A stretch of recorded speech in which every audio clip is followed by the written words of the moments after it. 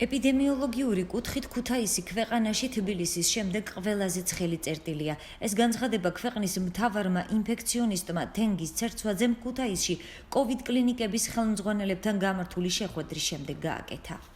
ქუთაისი დღეს არის ყველაზე ცხელი წერტილი ქვეყანაში თბილისის შემდეგ, მაგრამ თბილისს მიჩვეული ვართ უკვე 800-ია. აჭარა აღარ არის ცხელი წერტილი.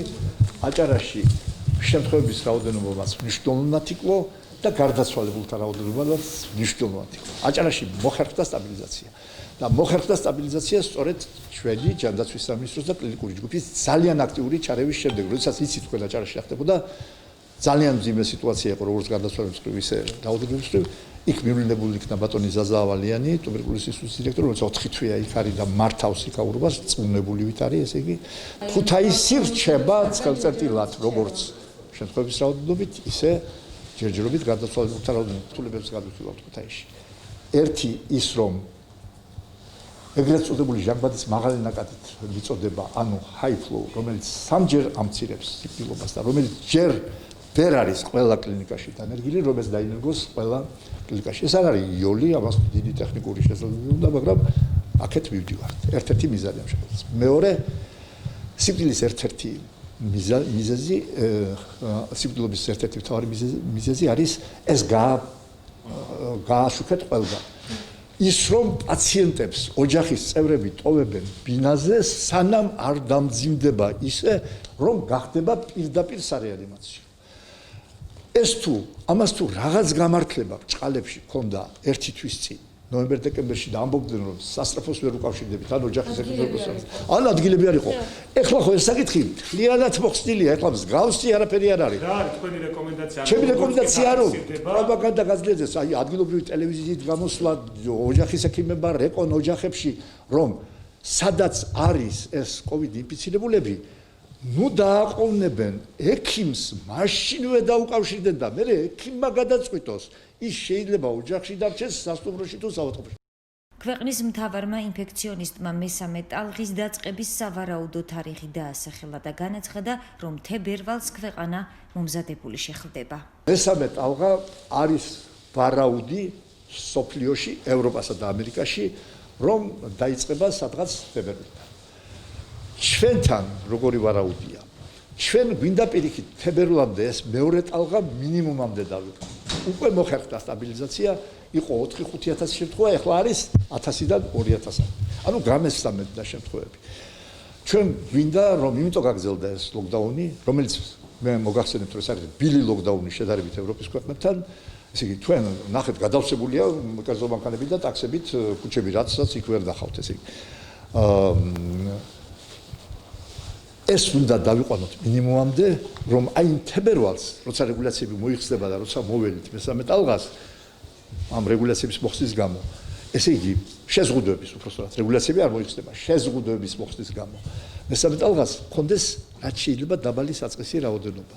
რაც შეიძლება ცოტა კონდეს, რომ ის მატება ცოტადან იყოს და არა ბევრიდან, ესე იგი. ეხლა წარმოგიდგენთ, მატება რო იქნება თქვა 500-დან, სხვა არის და მატება რო იქნებოდა 5000-დან, ეს კიდე სხვა არის.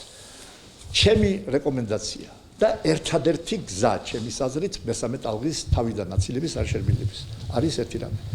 როცა მოიხსნება შეზღუდვები, უნდა მოიხსნას, იმიტომ რომ უბრალოდ ეკონომიკა და ხალხი ამას ვერ გაუძლებს. ხო, იდეალური იქნებოდა რომ არ მოგვეხსნა შეზღუდვები, რა ეს ხო შეუძლებელია, ეს რეალური არ არის. უნდა გამკაცრდეს, დავამთავროთ ეს მესამე ტალღა, უნდა გამკაცრდეს კონტროლი რეგულაციებზე. ანუ შეზღუდვების მოხსნის პარალელურად აი ეს რეგულაციები და ეს სოციალური დისტანცირება უნდა გამკაცრდეს. დღესვე ვაქცინის შემოტანის საკითხთან დაკავშირებით ქვეყნის მთავარმა ინფექციონისტმა ისაუბრა. თენგიზ ცერცვაძე ამბობს, რომ მოლაპარაკებები მწარმოებლებთან დაწყებულია და ქვეყანაში დაახლოებით 1 თვეში ფაიზერის ვაქცინა შემოვა. საქართველოში დაახლოებით 1 თვეში ალბათ შემოვა ფაიზერის ვაქცინა მცირე რაოდენობით. მე არ ვიცი ეს მცირე რაოდენობა რამდენი იქნება, რამდენი 10,000 დოზა შემოვა. რატომ? იმიტომ რომ ჯერ ერთი არ არის ფაიზერის ვაქცინა ძალიან ცოტა სოფლიო ბაზარზე და ძალიან ძნელია მისი შოვნა. და მეორე იმიტომ რომ მას ჭირდება განსაკუთრებული შენახვის პირობები -80 გრადუსი და საქართველოს ასეთი პირობები შეუძლია შექმნას მხოლოდ რამოდენიმე ათეული ათასი ან შეიძლება მაქსიმუმ 100,000 200,000 ვაქცინისთვის უფრო მეტ რაოდენობას ახლა მილიონი დოზა რო შემოგთავაზონ ლოჯისტიკა შეუძლებელი იქნება იმიტომ რომ -80 გრადუსიანი მაცვირები როგორც მე დავადგინე ჩვენს ჯანდაცვის სისტემას აქვს მხოლოდ სამხალხოში თბილისში, ქუთაისში და ბათუმში. ამიტომ თავიდან იგეგმება რომ შემოვიდეს მცირე პარტია Pfizer-ის ეს დაახლოებით ერთ თვეში შეიძლება თებერვლის დასაწყისში ან თებერვალში და ვაქცინაცია ჩაუტარდეს მხოლოდ მედიცინის მუშაკებს და მაღალი რისკის ჯგუფებს. ანუ გარკვეული ასაკის ზემოთ გააჩნია რამდენი იქნება ვაქცინა იტყვიანო ან 70 წლის ზემოთ, ან 75-ის, ან 75-ის ზემოთ. ამის შემდეგ ველოდებით დაახლოებით მარტისთვის ვაქცინის ძირითადი რაოდენობის შემოსვლას, რომელიც არ არის გადაწყვეტილი ჯერ რომელი იქნება. ჩემი სურვილია და მე ვთქვათ მიმაჩნია რომ საქართველოსთვის ოპტიმალურია AstraZeneca-ს და ინგლისის ოქსფორდის უნივერსიტეტის მიერ წარმოებული ბრიტანული ვაქცინა, რამე თუ ეს ვაქცინა მე რამდენადაც მაქვს ინფორმაცია არის ყველაზე უკეთესი ხარისხის და პლუს ის თავისუფალია იმ უხერხულობისგან, რაც ახასიათებს Pfizer-ს და Moderna-ს. ანუ მას არ ჭირდება არც -80, არც -20. ის ინახება მაცივრის ჩვეულებრივ ტემპერატურაზე +2-დან +8-მდე. თენგის ცერცვაძის შეფასებით ეპიდვითარება ქვეყანაში ამ ეტაპზე სტაბილურია, რაც შეზღუდვებს უკავშირდება.